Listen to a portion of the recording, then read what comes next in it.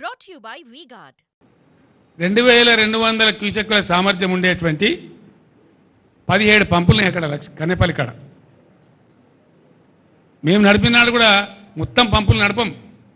నీళ్ళని బట్టి చూసుకుంటూ అవసరాన్ని బట్టి చూసుకుంటూ యువతల అవసరం ఎంత ఉంది, ఎన్ని కాలేజీ ఉన్నాయి అని చూసుకుంటూ నడుపుతాం. దాంతో ఏమవుతుంది, ఒకసారి ఒక పంపు నడుపుతాం, 2 పంపులు నడుపుతాం, 3 పంపులు నడుపుతాం. మామూలు ఇసుక కట్టేసి బస్తాలేసి కూడా ఇసుక బస్తాలేసి కూడా నడపచ్చు.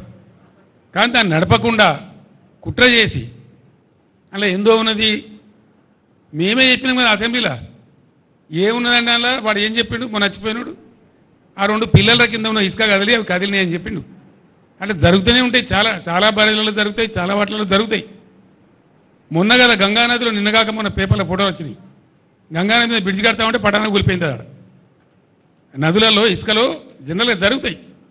ఎవడో ఒక చిన్న ఇంజనీర్ లోపమో ఒక మెయింటెనెన్స్ లోపమో దానికి ఎంతో ప్రళయం బద్దలైనట్టుగా ఒకటే పని కట్టుకొని ఆడికి యాత్రలు పెట్టి మాత్రలు పెట్టి పెద్ద కథ చేసి ఇంకా ఇప్పటికి కూడా ఆ పిచ్చికాలలో ఉన్నాయి వాళ్ళు.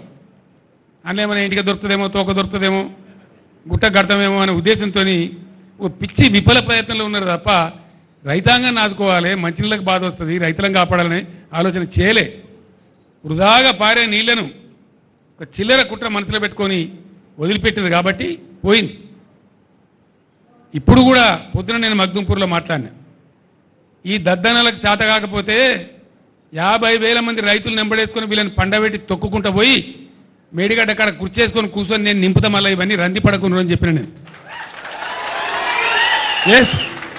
చేసి చూపిస్తాం. గోదావరిలో నీళ్ళ ప్రవాహం మొదలైన తర్వాత బరాయితో సంబంధం లేకుండా నీళ్ళు లేపచ్చు. మళ్ళీ మిడ్ మానేరు కలకల్లాడుతుంది, లోయర్ మానేరు కలకల్లాడుతుంది. తక్కువ పడితే ఎస్ఆర్ఎస్పీకి ఇవ్వచ్చు. ఎత్తాల నీళ్ళు ఇప్పుడు ఈ ప్రభుత్వం ఇది దీని పేరు చెప్పి దాని పేరు చెప్పి ప్రజల నోట్లో మట్టి కొడతామంటే ఇక చూస్తూ కూర్చోం.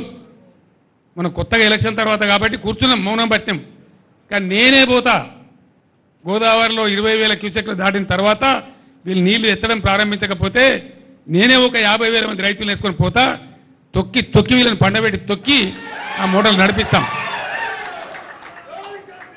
మేము ఊరికే గైడే చేతులు ముడుచుకొని లేం, ఉండం కూడా.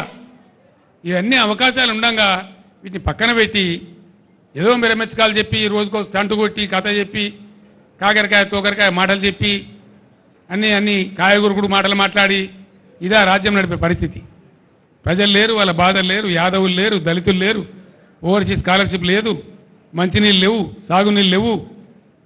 అన్నిటిని మించి సిగ్గుపడాల్సిన విషయం ఏంటంటే హైదరాబాద్లో మొత్తం రాష్ట్ర వ్యాప్తంగా పేదలందరి ఇళ్లలో నల్లా ఉండాలనేటువంటి ఒక అద్భుతమైనటువంటి ఆలోచనతో ₹1 ఒకటంటే ఒకటే రూపాయికి మీ ఇందిరమ్మ రాజ్యంలో మీ కాంగ్రెస్ రాజ్యంలో మీ ముండమోకాలకు ఎన్నడూ ఇయ్యలే మీరు.